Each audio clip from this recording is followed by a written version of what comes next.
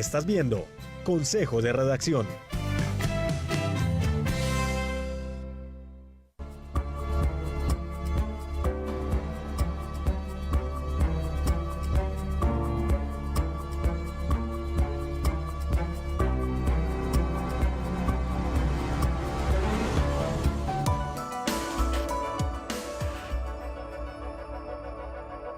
Siete de la mañana, 36 minutos. Estamos casi, Naranjo, a punto de empatar con a pleno día, pero bueno, no. Prácticamente. No importa. Están Nuri Gómez, Carlos Naranjo, analistas políticos. Carlos, compañero, ex integrante de esta mesa de trabajo. Nuri, aliada en el análisis siempre en estas jornadas con nosotros para que hablemos un poquito de esta coyuntura especial, porque estamos 29 de septiembre, exactamente un mes. Bueno, a propósito, mañana sábado en San Jerónimo hay foro con los candidatos a la gobernación de Antioquia, con énfasis obviamente en la subregión occidente. Organiza la Corporación de Dirigentes de esa subregión, apoya Confenalco, y para quienes estén por allí pueden participar a partir de las 2 de la tarde en el Rancho Maloca de la Hostería San Sebastián, ahí en San Jerónimo. Creo que el tema gobernación es por donde debemos iniciar. Nuri, bienvenida, buenos días, ¿cómo está? Gracias, muy buenos días a ustedes por la invitación. Siempre es un placer estar aquí en Consejo de Redacción, conversando un poquito de este asunto político. Qué bueno recuperarla para el análisis, eso nos tiene muy contentos. Carlos Naranjo, buenos días, bienvenido. Felipe, buenos días para vos, para toda la mesa de trabajo y por supuesto para los televidentes. Aquí estamos madrugando hoy para hablar de política. Esa que nos gusta, que nos encanta, y más en esta coyuntura. Y decía, creo que hay que empezar por gobernación, tomando una punta que dejamos abierta ayer en este Consejo de Redacción, y es el análisis del cambio de tendencia en la intención de voto de acuerdo con las más recientes mediciones. Bueno, ayer se publicaron dos, donde para el caso de gobernación, que siempre había liderado Luis Pérez, hay un cambio en la tendencia y pasa a liderar por lo menos en esas dos, y obviamente esto es discutible porque saldrán otras, y de hecho han salido otras, quitándole el primer lugar a Luis Pérez, aunque la de pronósticos, lo advertíamos acá hace un rato, lo dijimos ayer, pues es un empate técnico porque Andrés Julián Rendón aparece con el 24%, mientras que Luis Pérez aparece con el 23,8%, eso es un empate técnico. Nuria, hay un cambio de tendencia, usted lee en el ambiente, haciéndole seguimiento a las intenciones de voto y a los crecimientos de los diferentes candidatos. ¿Hay un cambio como de intención de voto en este momento que se refleja en esas encuestas? Sí, completamente. Hay algo muy particular frente justamente con estas dos encuestas, una que es de una consultora internacional y otra de una consultora local, y es que a pesar de que el segundo, tercero, cuarto cambian completamente, el hecho de que haya salido disparado Andrés Julián Rendón, que no pasaba de un 11 y pasara a un 24 y a otro número tan alto como el que sacó en el Atlas, significa dos cosas. Uno, que hay una percepción diferente de lo que es la capacidad que tiene no solamente Andrés Julián, sino lo que representa con el tema del uribismo y de todos los que le están acercando, por un lado. Y segundo, el hecho de que empieza a salir de su zona, que lo reconocen como es el oriente antioqueño, y empieza a sonar en otras regiones como una opción bien interesante, y empiezan, digamos, a unos candidatos que efectivamente no funcionan. Y pasa lo que tenía que pasar en el efecto Luis Pérez, empieza a bajar. ¿Por qué? Porque en el sentido de la posición que tiene Luis Pérez, tiene algo muy particular, y es que él tiene un reconocimiento altísimo, mucha gente lo conoce, lo reconoce. El asunto es que para estas elecciones no tiene la misma estructura política que tenía en las anteriores versiones, tanto para Medellín como para Antioquia, y que efectivamente lo deja sin esa capacidad de lo que llamamos la maquinaria completa. O sea, esta vez no tiene maquinaria que le pueda jalonar. ¿Por qué? Porque está distribuido en que cada uno de esos partidos tiene su propia representación. Carlos, quisiera explorar un poquito más, ya Nuri da unos importantes elementos en ese crecimiento de Andrés Julián, y si eso también pasa por lo de Eugenio Prieto y las encuestas, donde Andrés Julián quedó de candidato y se retira Eugenio y lo apoya como su jefe de debate, si eso pasa por la alianza con Federico Gutiérrez, que las intenciones de voto de Federico en Medellín son altísimas y la distancia de 50 puntos, o si eso pasa por la propia inercia de la campaña que ya está saliendo a otros territorios y el conocimiento y el reconocimiento de Andrés Julián se hace más masivo en Antioquia. Felipe, yo creo que pasa un poco por todo. Es decir, al haber planteado la alianza con Eugenio, se volvió parte de la noticia. Es decir, parte del cubrimiento de los medios de comunicación volcó la mirada sobre Andrés Julián, Eugenio, aunque posiblemente Eugenio no le esté aportando muchísimos votos a esa campaña, sí le ayudó a la noticia. Indudablemente, la alianza oficial con Federico le ayuda a que se pueda posicionar como uno de los candidatos en este momento punteros en las encuestas, a pesar de que haya otros candidatos a la gobernación que también dicen ser parte de esa alianza con Federico. La verdad es que la alianza oficial, la que ha dicho Federico Gutiérrez, es con Andrés Julián. De hecho, Federico Gutiérrez ha dicho que su voto a la gobernación de Antioquia es por Andrés Julián Rendón. Y también está lo que estábamos diciendo de alguna manera. Al final, y lo hablamos hace días cuando estuvimos acá conversando, van a haber dos candidatos punteros, dos candidatos que comienzan a aparecer en las encuestas como las opciones, bien sea porque la gente quiere votar por ellos o bien sea porque la gente quiere evitar la gobernación de alguno de los dos. Y en ese sentido, entonces, la gente empieza a sumarse, digámoslo de esta manera, a adelantar una segunda vuelta que no existe, pero adelantar la segunda vuelta con lo que llamamos el voto útil. Y entonces dicen, yo no quiero que quede Luis Pérez, voy a votar por Andrés Julián, o yo no quiero que quede Andrés Julián, voy a votar por Luis Pérez. Pero son esas dos figuras las que usted cree son las que se van a potenciar. En este momento, todo parece indicar que esas son las dos figuras que van a estar punteando al final en la carrera por la gobernación de Antioquia: Luis Pérez Gutiérrez y Andrés Julián Rendón. Nuri, ¿eso podría cambiar con alianzas? ¿Se vienen más alianzas? Sí podría cambiar sustancialmente. Es decir, sí hay una tercera línea que aparente o todavía está muy baja, pero digamos que haya una unión, digamos, desde el lado de las izquierdas o los que representan las izquierdas, exactamente, que lleguen directamente a fortalecer una candidatura, una tercera candidatura, que en este momento puede estar muy baja, pero que empieza, digamos, a generar esto, digamos, una bulla. ¿Sería así, la de Luis Fernando?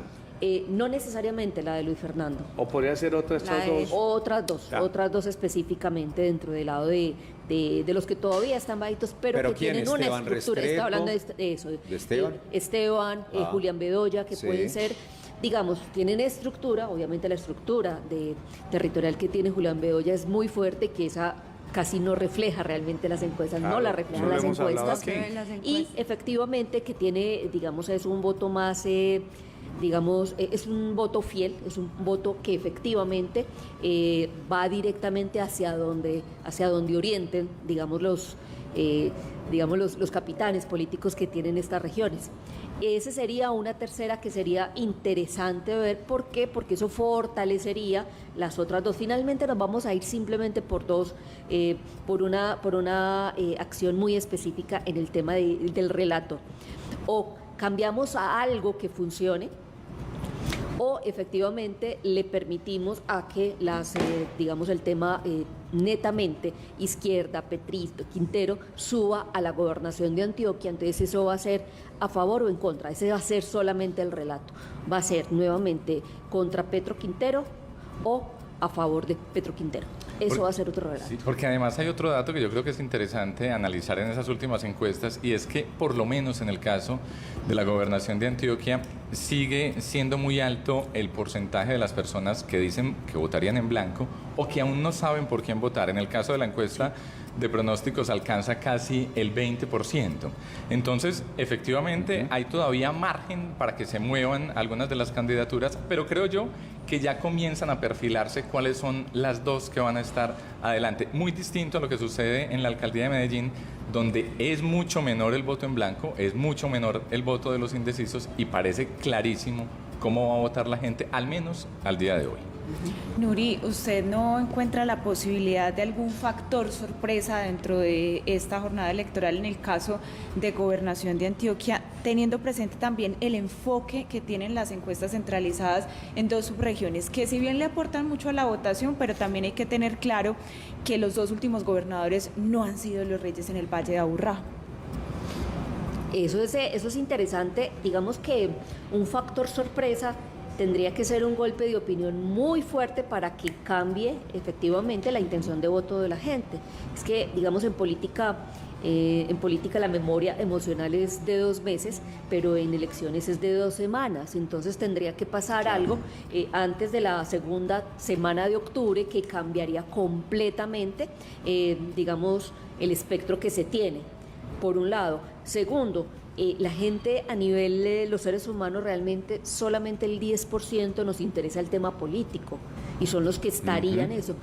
El 90% de las personas no están interesadas en el tema político y eso que hace que solamente entiendan lo que es el escándalo político. Entonces tendría que ser un escándalo o algún golpe de opinión muy duro para que realmente cambie las cifras en esto. Y si hablamos de la estructura ya está básicamente decidida para dónde va. Y se definirá si hay cambios de alianzas en última hora, no en el tarjetón, pero sí de quién va a apoyar a quién. Obviamente van a ser unas órdenes muy directas, pero para estructura, no para la opinión pública. Carlos, siguiendo esa línea que plantea Nuri, veíamos el debate, hablemos un poco del debate de esta semana. Y aquí hablábamos esta semana también de esas pequeñas alianzas que vieron en los debates, sea que se veían en los cortes o antes de empezar, uno se le arrimaba al otro. Y hay una palabra que utilizaron mucho y es que había la oportunidad en el debate, yo preguntarle por ejemplo a Felipe directamente, pero se utilizaba era con el partner, para que el partner o el compañero le preguntara al otro, y era como no darle tiempo al otro. Entonces esa figura era, es decir, la gente decía, pero ¿por qué no le preguntan a Luis Pérez? ¿Por qué no le dice de una vez a algún otro, sino que utilizaban esa figura? ¿Cómo lo ve usted? Porque finalmente uno dice, bueno, aquí estos que son estos partners, uno veía mucho a Gómez hablando con Mauricio Tobón, uno veía a Luis Fernando hablando mucho con el otro Gómez, con Jorge Gómez, uno dice, ¿será que estos al final se unen? ¿Cómo la ves? Pues estoy fantaseando. No, efectivamente lo que vimos en el debate de Teleantioquia fue unas pequeñas alianzas. Yo lo llamé bolas fáciles. Es decir, tirarle una bola fácil para que pueda batear y lucirse. Sí. Y eso lo vimos muy claramente en el caso de Jálava y Juan Diego Gómez con Mauricio Tobón. Las preguntas que le hacían eran preguntas de amigos, no era una contrapregunta.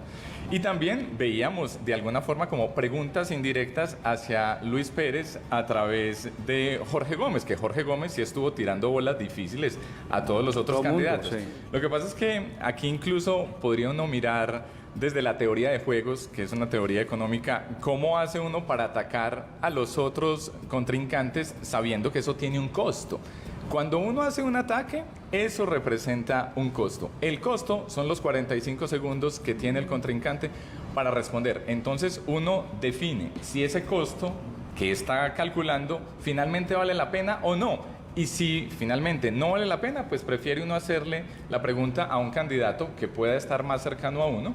Y si considera que sí vale la pena, pues finalmente hace la pregunta difícil, tira la bola curva, como decimos en el caso de Jorge Gómez, para que el otro candidato pues trate de responder con lo mejor que tenga. Pero en principio se ven unas pequeñas alianzas, pues ya habíamos hablado también anteriormente de ese intento entre Mauricio y Juan Diego Gómez de hacer alguna alianza, pero finalmente parece como que no termina de cuajar, porque bueno, al menos en el tarjetón ya las cosas están listas.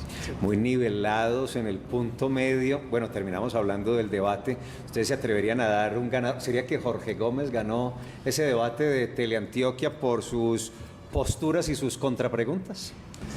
Ay, qué difícil esa pregunta de quién ganó el debate. Yo creo que Jorge Gómez lo hizo bien. Jorge Gómez lo hizo bien porque con preguntas certeras, no preguntas prefabricadas, pues puso muchos temas sobre la mesa y puso la discusión con preguntas difíciles, que es parte de lo que uno espera en los debates, que los candidatos puedan tener la posibilidad de responder sobre temas álgidos que le interesan a la ciudadanía, más allá de hacer preguntas amistosas a los otros candidatos para que se luzcan, aunque es también válido, pues, en términos estratégicos, claro, perfectamente válido en términos estratégicos. Y creo que en ese sentido, pues Jorge Gómez lo hizo bien y aparecieron otros candidatos que se hicieron visibles. Lo que pasa es que no es suficiente con ser visible, con hacer noticia, con protagonizar. Y con estrategia muy distinta. Por ejemplo, la estrategia de Tobón súper agresivo. Exactamente, a eso me estoy refiriendo. Sí. Protagonizar simplemente discusiones ayuda para que la gente se centre en el candidato, se pregunte quién es, pero eso no es suficiente para decantar la intención de voto, que finalmente es lo que se necesita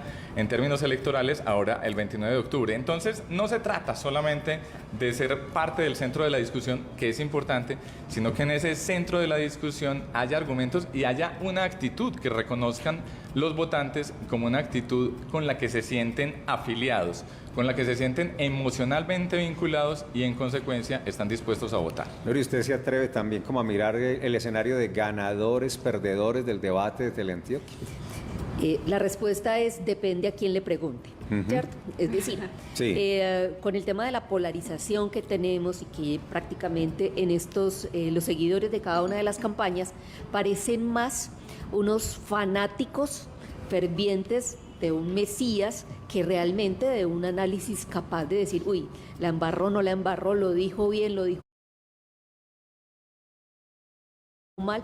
Y efectivamente ahí tenemos unos personajes muy interesantes. Es que, digamos, el más estructurado en la forma de preguntar y responder, obviamente es Jorge Gómez. Jorge Gómez está y en todos los debates ha sido el centro y dice, uy, este personaje es muy bueno. El asunto es que muy pocos dentro de redes sociales sin comentarios le hacen eso y ahí es donde está efectivamente la distribución de la impresión.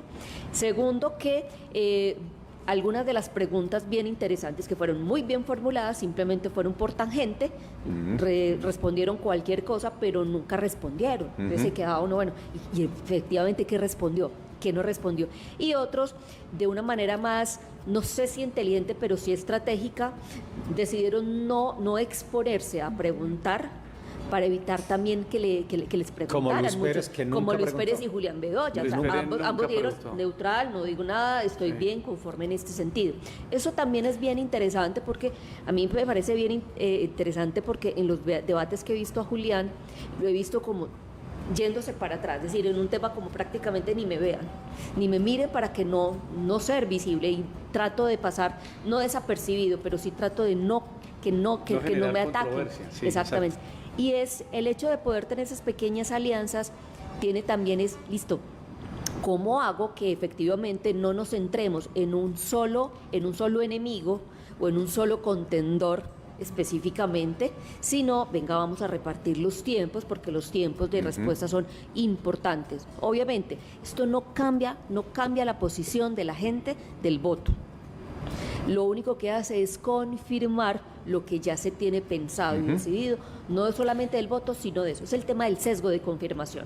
Así diga una tontería o no diga nada, obviamente el aplauso va a estar para quien simplemente yo soy fanático y eso es lo que está pasando, que en este momento estos debates que deberían ser deliberativos, dialógicos, están llegando únicamente a ser adversativos, que pasan justamente de la agresividad en redes sociales a la agresividad en físico. Se nos acaba el tiempo, pero vamos a intentar hacer rápidamente, con preguntas y respuestas rápidas, una ronda final a ver si llegamos al escenario. Alcaldía de Medellín, y voy a hacer esta pregunta tipo transición, y es a propósito de la causa. ¿Será Carlos Naranjo que la única causa que hay en esta contienda, tanto en gobernación como en la alcaldía, de ser petrista o antipetrista, quinterista o antiquinterista? ¿Por qué otras causas no se visualizan? Causas potentes, jugadas, fuertes. El tema es de la polarización. Desde el gobierno local y desde el gobierno nacional se ha jugado ya desde hace tiempo la carta de la polarización y de hablar de discursos antagonistas, y creo que la sociedad ha sido permeada por ese discurso. En ese sentido, pareciera ser la carta fundamental: petrista, antipetrista, quinterista, antiquinterista, aunque hay otros discursos que tratan de moderar esas posiciones. Sin embargo, por ejemplo, en el caso de la alcaldía de Medellín, y ahora lo hablaba con Nuri, parece muy difícil que aparezca un discurso intermedio. Pareciera que en este momento no hay espacio para la discusión de esas propuestas intermedio, y casi que se va a definir el 29 de octubre la revocatoria del alcalde Daniel Quintero, que finalmente no se hizo. En el caso de la gobernación de Antioquia, posiblemente haya más espacio para que aparezcan otros discursos, pero hay que reconocer que en el centro de la discusión sigue estando justamente esa posición: Petro antipetro, Quintero antiquintero, de carácter regional. Nuri, a propósito de esos debates que hemos visto en los últimos días a la alcaldía, ¿por qué ese nivel de acaloramiento que cada vez Sí, sube más? Y hay un polarización. elemento que se suma y es el de las barras. Esto le pone aún más énfasis a esas discordias. Y ayer en uno de los debates, el de la Universidad de Afit con Y el antier. espectador, antier, decía uno de los candidatos, a ver las barras, es que no les tengo miedo, pues si también se convierten en un elemento provocador. Claro, claro, es un tema, casi siempre los debates son aburridos para la gente, o cifras muy técnicas, posiciones muy radicales, pero lo que hacen las barras y este tipo de provocaciones es simplemente convertir un debate en un espectáculo público. Y es un espectáculo de medios y un espectáculo donde uno prácticamente encuentra de que ya no solamente están las barras ahí, sino que desde las redes sociales y por todas las canales que se emiten, están perfectamente, uno sabe quiénes están para un lado y otro, y uno ya no lee opinión real de gente que específicamente está en redes sociales viendo, sino que únicamente es de un grupo o es del otro. O sea, no hay deliberación real y lo único que hace es enfatizar la posición de uno u otro. Pero eso simplemente es puro espectáculo público, nada más. Carlos, el tema de redes sociales en el cual nos dice Nuri, pues lo que está significando, yo quiero hacerle esta pregunta porque vemos que en Antioquia es donde más los candidatos están pagando en Colombia para propaganda en redes sociales, pero no sé si justamente se estén dando esos resultados como ocurrió pues en Congreso, que algunos influencers llegaron, lo que pasó con Rodolfo Hernández. ¿Usted siente que en realidad lo que están pagando los candidatos en Antioquia en esas campañas se está viendo reflejado en la intención de voto? Pues todavía es temprano para decir eso, Paula. No sabemos cómo vayan a terminar estas campañas. Yo creo que las redes sociales están al orden del día en lo que viene en las campañas políticas, no solo en Colombia, en el mundo. Poder hacer segmentación, poder definir metas en términos de comunicación y de objetivos, poder encontrar finalmente todos esos nichos que necesito como candidato para hacer llegar mi mensaje. Sin embargo, hay una cosa que yo creo que es lamentable y vamos a asistir a eso durante este mes que nos queda de campaña, es que a través de las redes sociales vamos a ver el peor espectáculo posible con respecto a la mentira y la difamación de los candidatos, porque se ha vuelto una de las estrategias predominantes en las campañas políticas, y digo infortunadamente, pero además, en el caso que estamos viendo de Medellín especialmente, bueno, y también Antioquia, es clarísimo que lo que viene es muchísima campaña sucia a través de redes sociales. Bueno, esta pregunta para Nuri Carlos. ¿Ustedes creen sencilla? ¿Fico está listo? Fico de hoy es muy diferente al Fico de hace 8 años. Sí. ¿Sí? Este es más mediático, más de expresión pública, más del cariño, más del abrazo, pero digamos en el fondo tiene la misma forma de operar y eso es lo que la gente espera que cambie. ¿O no me ha contestado? ¿Listo para ganar? Sí. ¿Listo para gobernar? No creo. Ok, Carlos. ¿La misma pregunta? Sí, señor. Sí, yo creo que si las elecciones del 29 de octubre no tienen un cambio dramático en lo que está sucediendo en el ambiente y no hay un error significativo en la campaña de Federico Gutiérrez, el alcalde de Medellín es Federico Gutiérrez. Bueno, ya la posición de si está preparado o no, yo creo que tiene la experiencia, tuvo la experiencia y esperemos que esta vez pueda hacerlo aún mejor. En el caso de la gobernación, como ya hemos discutido, pues todavía las cosas están por verse. ahí. Pueden cambiar. Carlos, gracias. Seguiremos contando con usted para estos análisis, por supuesto. Muchachos, con muchísimo gusto. A Un abrazo ponerlo para todos. a madrugar con Cristóbal. Sí, Cristóbal está donde los abuelos, madrugó con nosotros hoy. Ahí está pendiente de ver el papá en televisión. Eso está muy bien. Nuri, gracias. Lo propio, seguiremos contando con usted, no Qué solo rico para que estos análisis de recuperamos consejo. a Nuri. Sí, yo creo que la gana. Después contamos el contexto cuando nos referimos a eso, de qué Sí, hablamos, sí, pero la sí, recuperamos para estos Claro, espacios, qué para bien, estar con qué bueno. nosotros en estos análisis y seguramente en la transmisión del día de elecciones. Gracias, Nuri. A ustedes muchísimas gracias por la invitación y siempre es un gusto estar aquí en Teleantioquia. Tanto para conversar, uno le puede meter los minutos que quiera y se queda siempre corto porque hay más y más tema y además es un asunto no solo apasionante, sino importante. Es que lo que ocurre en un mes, 29 de octubre, es clave. Es que no nos podemos equivocar ese día frente a quienes vamos a dejar como gobernantes de Medellín y Antioquia y de cada uno de nuestros 125 municipios en el departamento. Es un asunto de una enorme responsabilidad y por eso hacemos todos estos ejercicios de traer candidatos, de hacer debates, de traer analistas, pues para revisar permanentemente el tema. 8 en punto. A propósito, Andrea, usted nos trajo las cifras de la moda. Así es, Felipe, ese informe de mapas y factores de riesgo